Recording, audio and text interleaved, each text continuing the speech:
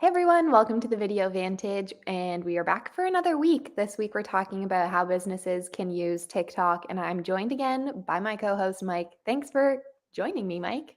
Hey, Haley, how are you today? I'm great. How are you? I'm good. I can't complain. Should we jump right into our TikTok topic for the week?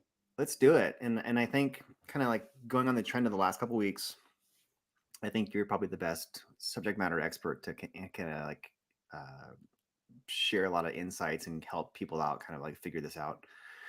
People who aren't on TikTok every day. Yeah, Um, I think maybe one of the first questions I think a lot of businesses might have is their perception might be like TikTok is just, friends sharing things and sure. it's not business oriented. But like, Yep. what's your perspective on how businesses can or should be thinking about TikTok for their business marketing?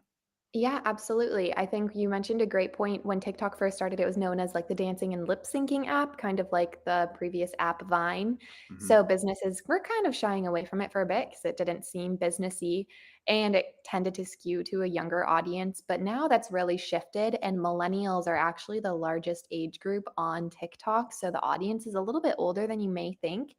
And I've seen a lot of businesses taking advantage of the fact that it's a relatively new platform and discoverability is very high on the app. So even if you don't have a huge following on your TikTok page, there's a great chance that your videos can be pushed out to the For You page if they are engaging, captivating, if they have a good hook. And now, if you are an e commerce business or a B2C business and you have a physical product that you're selling, TikTok Shop is a relatively new addition. So you can actually kind of set up your products on a shop right within TikTok.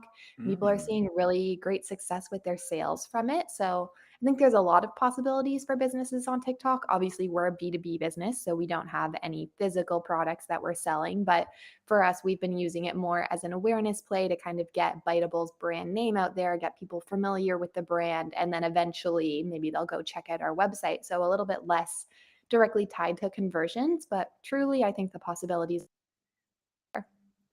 Yeah, the other thing I think is important for businesses to think about is, like you said, I think millennials are an older generation than I think a lot of people might think of them as, right? Absolutely.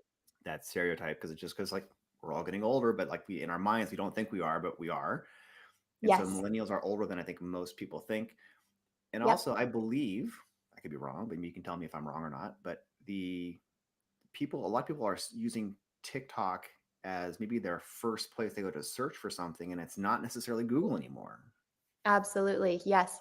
And kind of tied into that, if people do still search in Google, which of course many people do, but TikTok videos are now shown in Google search results as well. So if your TikTok videos are optimized for SEO, they're easy to discover on the app, but also on Google. So you kind of have double the chances.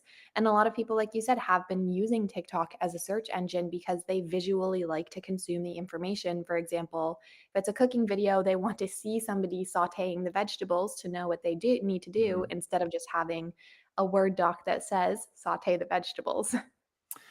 Absolutely. Um, so when you're thinking about doing this, is there a difference between a business account and a personal account on TikTok? Yes, I feel like this is the biggest question for brands and businesses when they're setting up their page. And there's one huge difference between the two accounts. Everything will look the exact same on your profile. It's pretty hard to tell if you're looking at somebody's page, if it's a personal page or if it's a business page. The difference is business pages on TikTok don't have access to as many of the trending sounds because they're not licensed for commercial use.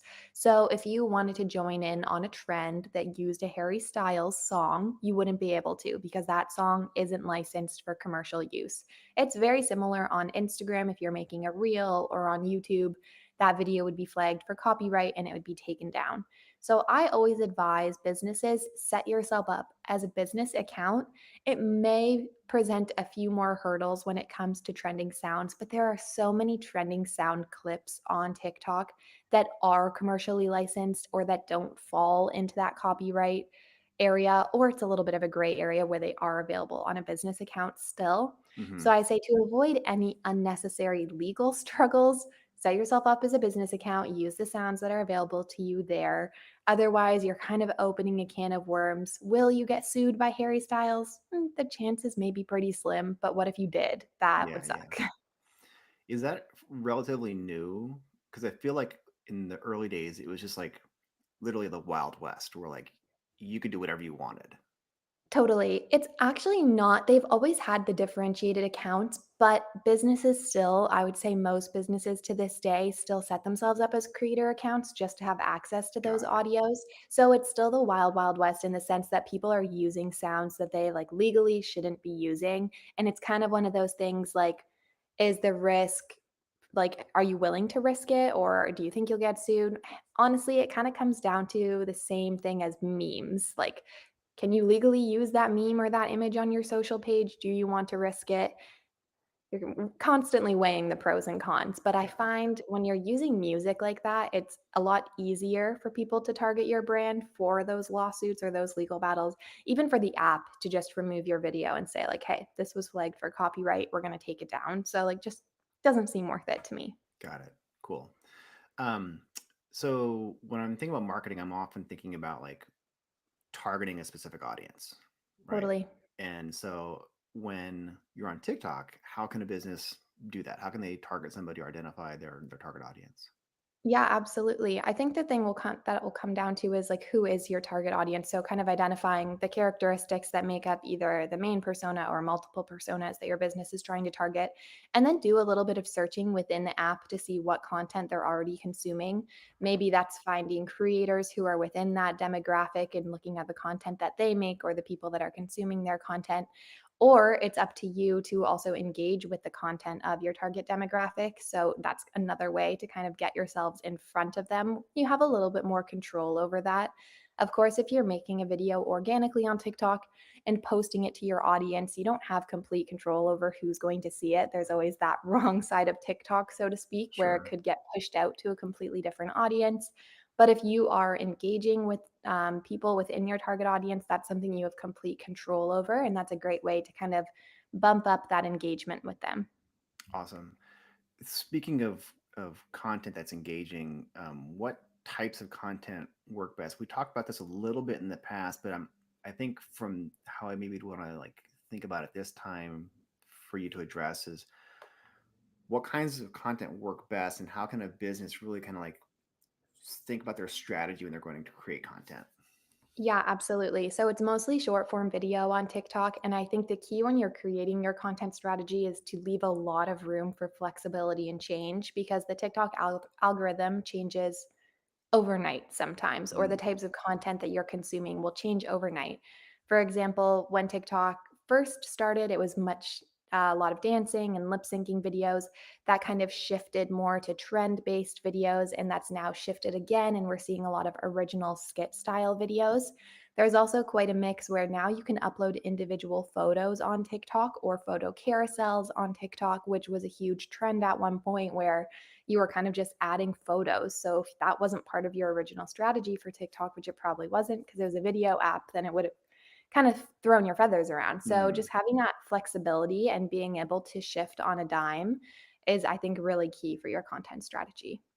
awesome. And does that also play into whether it's a carousel or a video or a skit? Does that play into the visibility that your video might get or the engagement you might get? I mean, I'm assuming. Absolutely. Yeah, I completely think that has a huge tie into that. If something is trending or if a sound is trending, there's a better chance that more people will see it if you are participating in that because it's clear that that's the content that people are consuming. For example, with the photos being added to Instagram, whenever there's a new functionality added to a social app, you'll always hear people say, like, it's a great idea to try it because it's new. So they'll be pushing that content out a little more to get people to catch on to it. So I definitely think it can increase your chances of being seen. Okay, cool. So one thing that I think we see sometimes with brands is that they have the best of intentions with something. They'll make a post and it will totally backfire. Absolutely. And those things I think you sometimes maybe they're obvious in hindsight, but maybe in the moment they don't make, they don't seem like it's a big of a deal.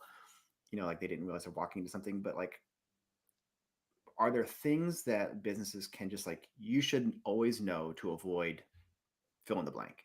Are there things like that, or is it really kind of like this nebulous thing that's always changing? You really have to kind of like have your finger on the pulse of what's going on in the community. I'd say it's a little bit of both. If there's one thing that you always want to avoid as a business, it's coming across as a business on TikTok. So people really like to engage with other people, as we've said in many, many previous episodes before. But TikTok still isn't one of those social platforms where you frequently see ads or ads that feel like ads. And even TikTok will tell businesses this when they're creating videos. They say, don't make ads, make TikToks. So I think that's one thing you always want to avoid is just coming across too salesy, too pushy, too here's my product, buy it. You want to really kind of blend into the culture of TikTok. As for other things that are kind of constantly changing, I think when it comes down to trends, they move really quickly. So if you have a legal team that you need to get approval from before you post your videos, sometimes your legal team will move a lot slower than the trend will on TikTok. So just make sure before you post that video after it's approved that it's still actually a trend.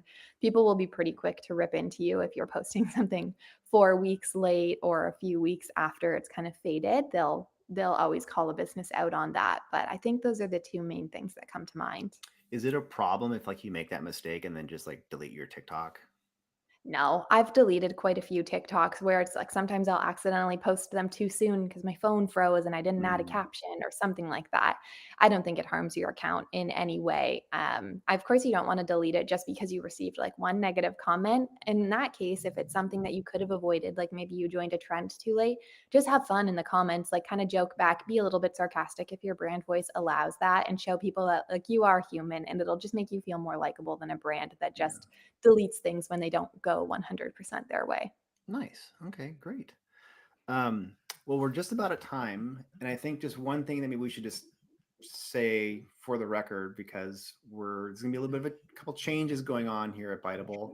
Um, you know, Haley and you and I worked together for a couple years now, and I just want to say thank you because this is Haley's last day at Biteable. She's going to be moving on to a new role that's really exciting and right up her alley and just a great career opportunity for Haley. So we're super sad at Biteable that you're moving on, but also really happy for you because you're such a great colleague and a great friend. So we're really excited for you. What that means for the Video Advantage is we're going to be taking a little bit of a pause. We're going to be thinking about, hey, how do we reorganize things and what's the best way path for us forward. But I just want to say, Haley, it's been great working with you on this podcast. You've really helped grow it and make it what it is. You prepare all of the notes ahead of time. You do all the publishing and whatever, everything like that. So there's a lot going on with that, and I appreciate everything you've done. This is our 26th episode, which we were just talking before the show. Like, oh my gosh, can you Six believe it's been months. 6 months, right? So, but thank you very much for all of that. Thank you so much, Mike. And before we started the episode today, Mike actually told me, and I'm going to say this out loud so he has to follow through with it now, that he's considering starting his own podcast about career journeys and that I would be a guest on that podcast. So this may not be the last time you see the two of us together on a podcast. So no pressure, Mike, but now that is out for all of our subscribers to see. I really appreciate you doing that actually because I probably would have it would take me a lot longer to do it if you hadn't said it. So thank you. The pressure and the countdown are both on now. Got to do it. Awesome. I love it. Thank you. Thanks, Mike. And thanks for everybody who has watched us for the last 26 episodes. Special shout out to our very first subscriber, Flavia. And we will see you again soon, maybe with a new name and maybe with a new co host. Awesome. Bye, everyone. Thanks.